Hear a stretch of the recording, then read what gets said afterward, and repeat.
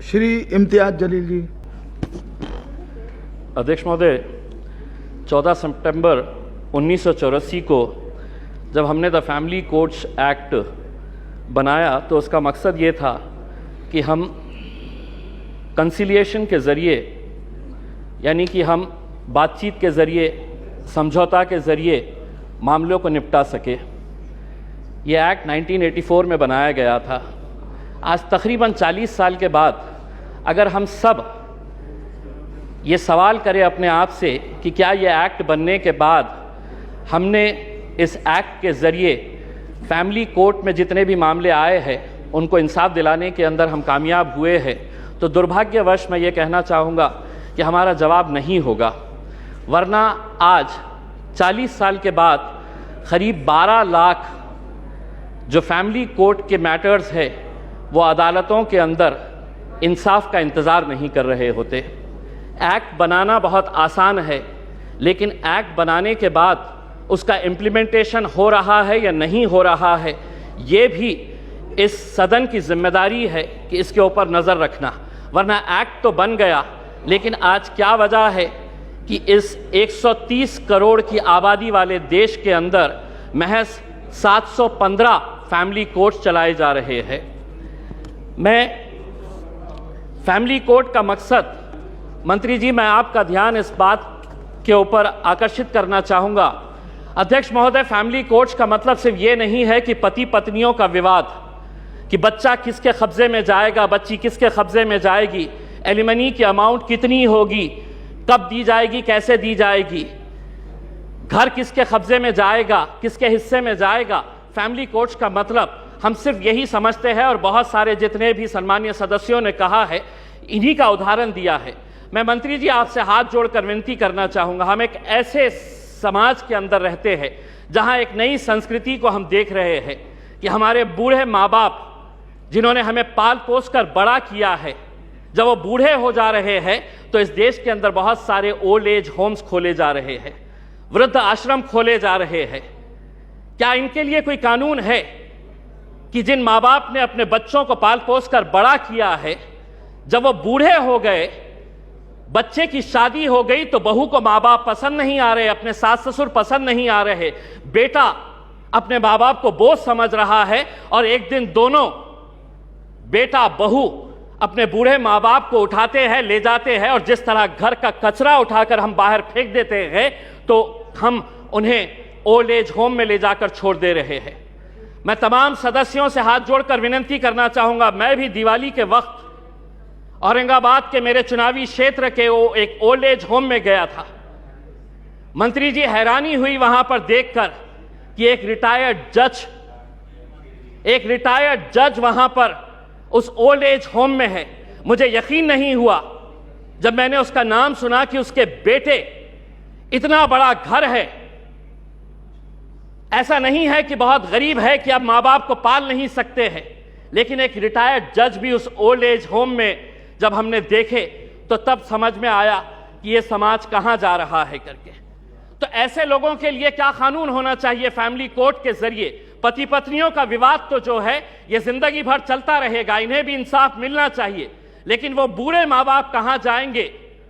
Family court के अंदर कुछ ऐसा सेक्शन लाया जाए कि जो बेटा अपने माँ बाप को कूड़ादान समझकर, कचरा समझकर ओल्ड एज होम में डाल रहा है, उसे अखबार के अंदर एक नोटिफिकेशन अपनी तस्वीर के साथ, अपनी फोटोग्राफ के साथ उस अखबार में उसे ये नोटिफिकेशन देना होगा कि मैं अपने माँ बाप को ओल्ड एज होम में डाल रहा हूं।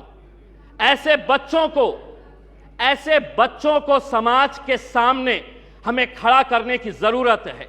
लाइए कानून, वरना वो बूढ़े माँ बाप जो रोकने के अलावा कुछ नहीं कर सकते हैं, क्योंकि कोई कानून नहीं है, उनका कसूर सिर्फ इतना है कि उन्होंने अपने बच्चों को पाला पोसा बड़ा किया। पूना में किसी ओल्ड एज होम के अंदर जाइए, ज्यादातर वो परिवार के बूढ़े माँ बाप मिलेंगे कि जिनके बच्चे इंजीनियर हो गए, इंजीनियर होने के बाद वो यूएस में पैसा कमाने के लिए गए, पैसा कमा रहे हैं, लेकिन माँ बाप के लिए एक कमरे का घर नहीं है तो ओल्ड एज होम में लेकर जाकर छोड़ रहे। ये एक संस्कृति हम डेवलप कर रहे हैं। फैमिली कोर्ट्स के जरिए मैं मंत्री जी आपसे यह अनुरोध करना चाहूंगा कि आप कुछ ऐसा कानून इन लोगों के लिए भी लेकर आइए जो बच्चे अपने माँ बाप को आज यहां पर ले जाकर छोड़ रहे हैं। मैं मंत्री जी आपसे एक सवाल करना चाहूंगा। अदालतें तो बन जाएगी, फैमिली कोर्ट्स का ये जो आप अमेंडमेंट लेकर आ रहे हैं ये सिर्फ हिमाचल प्रदेश और नागालैंड से ताल्लुक है। बहुत सारे जितने भी सम्मानीय सदस्य हैं उन्होंने यही कहा है कि justice delayed is justice denied. Nagaland का एक्ट कब बना था? नागालैंड का एक्ट 2008 के अंदर बना है।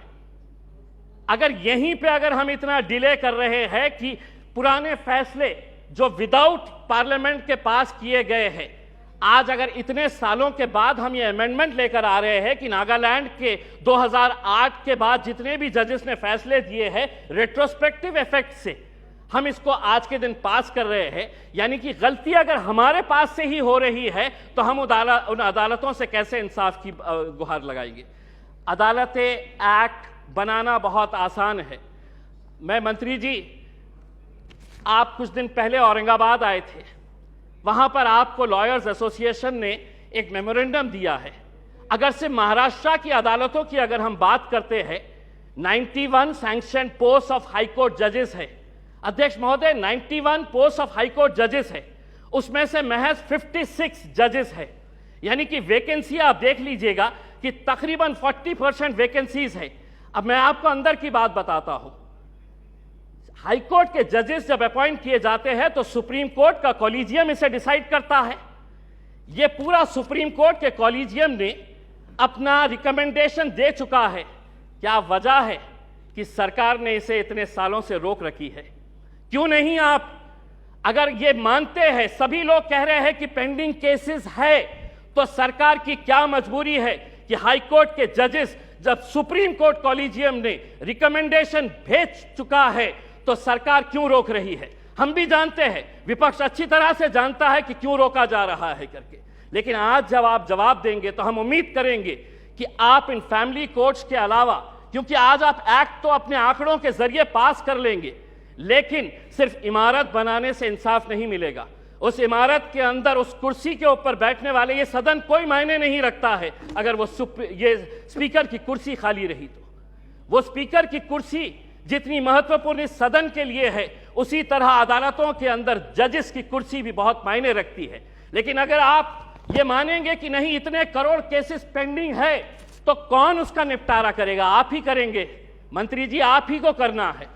और अगर सुप्रीम कोर्ट कॉलेजियम ने अपना महाराष्ट्र के जजेस का रिकमेंड कर चुका है तो सरकार उसे क्यों रोकी है, इसका जवाब भी आपको देने की जरूरत है। आपने एक ट्रिपल तलाक का कानून लेकर आए थे, इसके जरिए ये भी फैमिली कोर्ट का मैटर है। मैं आपसे पूछना चाहूंगा, उस वक्त जब ट्रिपल तलाक का मामला आया था तो बहुत सारे लोगों ने चीख चीख कर कहा था कि हमें मुस्लिम बहनों के साथ इंसाफ करने की जरूरत है। आज वो फैमिलीज भी आपसे पूछना चाहती है, ये एक्ट आपने बनाया आंकड़ों के जरिए, हमारे विरोध होने के बावजूद आपने एक्ट बनाया। अब आपकी जिम्मेदारी है ये बताए कि एक्ट बनने के बाद कितनी मुस्लिम बहनों को आपने इंसाफ देने का काम किया है। ये उम्मीद करते हैं। धन्यवाद। Thank you.